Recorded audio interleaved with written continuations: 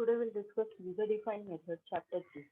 Basically, first chapter and second chapter, they were just introduction. Now, if you are having any doubt related with first chapter, you can refer the playlist, okay, available on in class 9.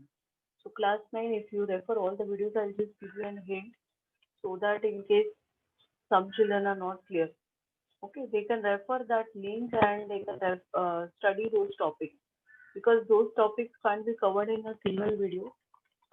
I have already prepared the videos for ninth standard. Some children are just requesting me, but you all can just go into this and easily you can revise these topics. I'll just tell you before I start with today's topic. So here, if you want to revise chapter 1, okay, chapter 1 and 2. So what you will do? You will go in playlist. Okay, here in class 9 playlist, you will get all the topics. So this covers your chapter 1 of your 10th standard. Okay, so you all can just refer this and that will be covered. If you want, you can refer the programs also. They are basic programs based on this chapter 1. So easily you can revise those topics. Let's come to our today's topic. So user-defined methods. Now what is a method? Let us understand methods. Basically, we have already gone through methods before also, correct? We have already used system.out.println. So already we know what does that do. So if you see your system, like I'll open a Bluegeo environment and just open and show you what exactly is a simple example of a method. Okay. So when we talk about system.out.println, now these are all predefined methods. Predefined methods means already these are existing methods. We have already learned Java functions also. Like if you take a very simple example and just open any program and give you some examples of predefined method. Now here if this is a program, now here if you see system.out.println, this is a predefined method because what is the case over here? If you see here, system is an namespace, out is just for output and println because you want to display something on the screen. So this is your method. Now println, there are two methods here. One is print, which will display the text on the screen, and println will display the text and take the cursor to the next line. Okay, so this we have already seen. These are all the predefined methods. So here we can take an examples like next int is there. Next int is used for accepting the input from the user. Okay, if it is an integer, next float is there. These are all predefined methods. Okay, so what is user-defined method? Let us come to our topic. So when we talk about user-defined, that is you as a developer or you as a programmer, you can create your own method which you can use in your program.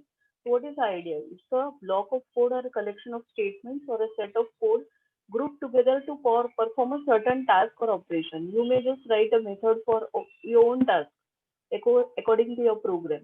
The idea is reusability of code. Once you create the method once, you can use it as many number of times. And anytime you can modify it, read it. Okay. So once you define it, you can call it n number of times. Whatever, whenever you require this, you can simply call that method. So most important method in Java is main method. Already we have used it. Now why the method already available to cope with complexity? Complexity means we generally in programming have a follow the modular approach. What do you mean by modular approach? We have a program problem and we divide it into small parts and we divide we solve each individual part. Okay, so we can reduce the complexity with the help of method. Hiding the details. Certain details are there where you have particular user accessing particular data, so you can hide the details. You can reuse the code. Okay, now let us understand how the method declaration is there. So let's say this is the syntax. You will be writing the access specifier. The access specifier may be public or private. Return type. Now what does this mean? Return type means what this method is going to return back. Okay, so right now I have written int over here. Int is means it's going to return an integer. Now what is the name of the method? So here I have written sum. Okay, and what I'm going to pass to the method. So here you can say integer a comma integer b. Now we are passing two integers over here. Maybe in the body of the method. This is called as the body of the method. In curly braces we write the statement. We may do some addition of two numbers.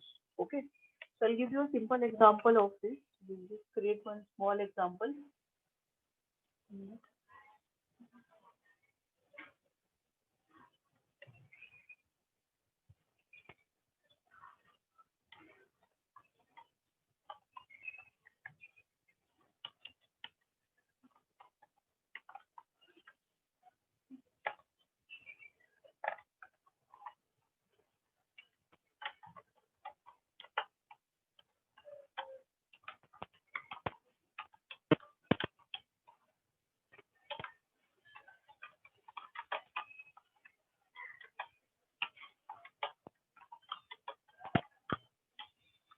Now here if you see, main is the main method. We will create our own method. Okay.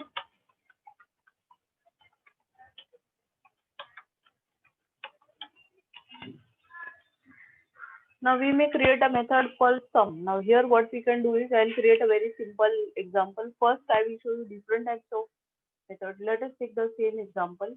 Now here as you can see, we are having sum and we are passing two integers. So we can take that same example over here.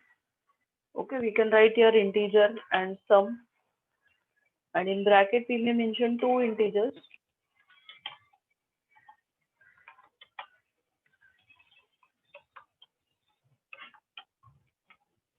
Okay, so here we may just simply write return, because what is a return? Return basically is a keyword to return a value, because we are going to return an integer. That is the reason we have written return over here. So we may simply write a plus b. Okay, so this is either we can write like this, or we can directly write here. We can take one more third variable, integer c, and here we can simply write a plus b, and we can return that value c. Okay, now what is the use of this method? We have created this method called sum. The name of the method is sum. It is going to return an integer. It is going to be passed two integers. Okay, now how we can call this method n number of times? So here now, because I think I'll keep it static so that we don't have to create the object. Okay, if you write static, then you will not create the object directly. We can make a call to the method. So you can write sum bracket 10 comma 20. Okay, now here we may write integer d is equal to like this, and we can display the value of d. So this is how we make a call to the method. Okay, so now how this will work? What is the answer? Let's say we will display the value of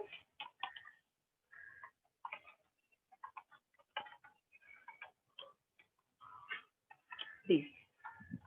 Okay, so here now if you see, this is the method definition. We have defined the method over here. I'll just explain you.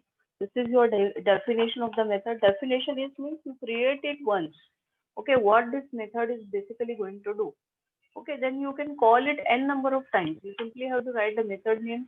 Now what is that? We have to pass two integers. So we are passing here two integers, and this is the call to the method.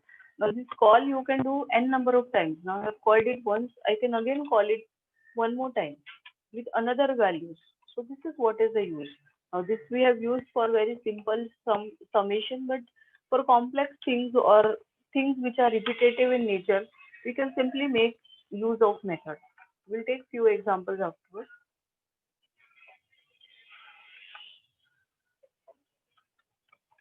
So this is how we can call it multiple times. So this is the idea of reusability. So this is your definition. To define the method once, and you can call it n number of times. Now here, because it's going to return a value, like let's run this program.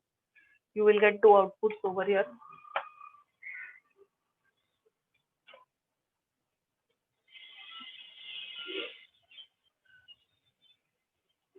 Okay, one is 30. So n number of times you can call this. Now here we have taken an example where we are going to return a value, we are going to pass two values. Okay, we have three types of methods. Let's go to the next. I hope it is clear. So here when we talk about, this is your access specifier, public or private, whatever you want to mention. Return type, what is going to the method return. Sum name, what is the method name, sorry, what is the method name, and what is the parameter, what we are going to pass to the method. Now in curly braces we can write the what that method is basically going to do. It can be a calculation, it can be a display, whatever specific to that. So this is what So what is method signature is nothing but what is the method name, the parameter list, access specifier, you can use any of the access specifier, return type, you can return whatever value the method is going to return, name. Okay. Now naming a method name can be a single word or it can be a multiple word. Like what does it mean? Now here if I'm calculating sum, the method name I would give is a sum. Now, if it's the area of a circle, I can write like this, area of circle. It is not specific. You can give any name, but generally, what the method is doing, according to that, the name is given. Okay, let's go to the two types. So, two types we have already discussed. So, two types are, first is predefined method. So, already I had explained you system.out.println. Same way you have the mat.pow or mat.sqrt. We have already studied these. These are predefined methods, whereas user defined means you are creating. So right now I have created one method, my method, and here I have not passed anything. Nothing is there. So it is void and this method is not going to return anything. So this is also one type of user defined method. I'll give you one simple example in this only. So here let's say I want to simply display. I can create a method like this without any return type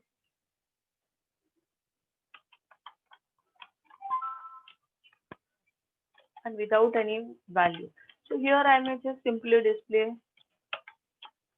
system dot. This is just for understanding how exactly it can be. It depends on the situation how we want the method to be. Okay, so here you can specify uh, my method, my user defined method. Okay, so this is my own method where there is no parameter, no return type and no parameter. Now the same method, I can simply call this method. How I will call this method? I can call it like this. I can simply write here display. And because it's not going to return anything and not going to, so now if I run this program,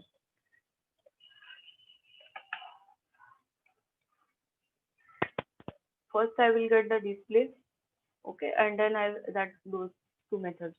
I will see the third type. Now here there is no return type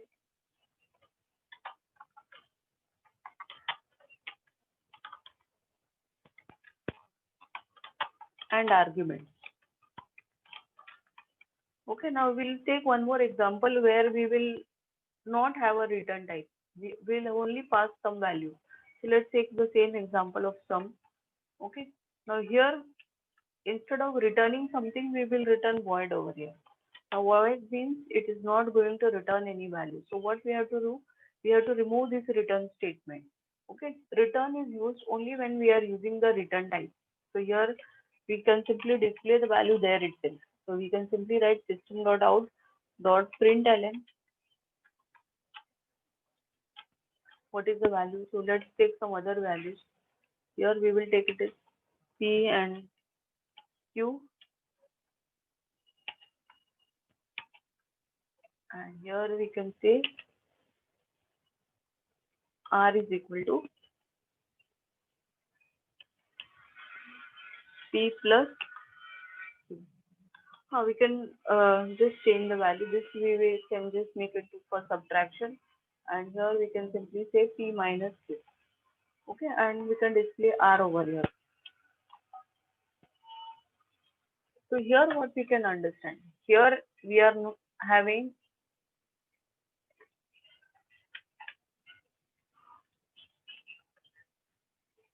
no return type, and here no arguments were there, but with arguments. Here it is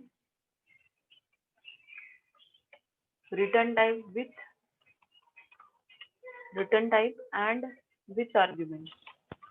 Okay, so if you observe over here this program, okay, it will all depend on the situation, what type you want. So first type was what?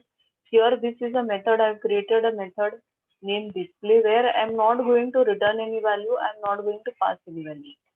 Second type, I'm not going to return any value, but I will pass two values. Okay, where there is no return statement because I have not returned any value. Here also no return statement. The third case, I have returned the integer. So that's the reason I have written return over here. I am returning whatever the integer value. C is returned. Some calculation is involved over here. How do I call these methods? So here in the first case, display directly can be called.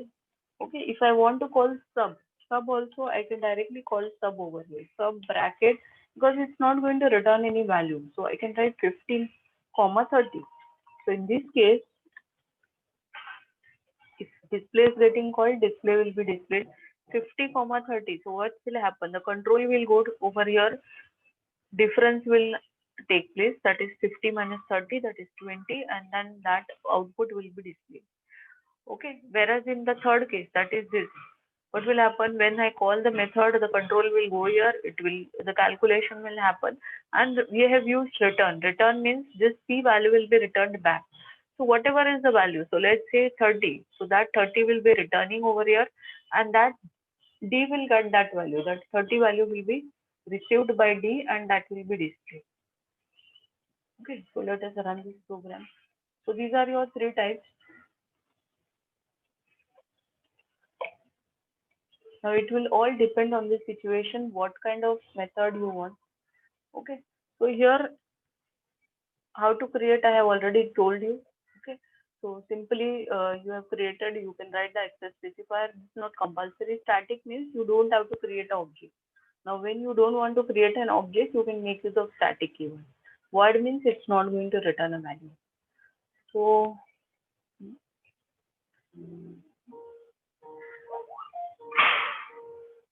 how the control moves, this all we have discussed right now. Now types of method parameters. Now there are different types of method parameters. Okay, first one is we are not, this is when we define the parameters. These are called as formal parameters. And this is your actual parameter. Okay, so let us understand that. So here, if you see A and B, they are your formal parameters. Whereas here 50 and 30 or say 10 and 20, they are nothing but the actual parameters. Okay, this you need to understand. Method overloading will take in another video.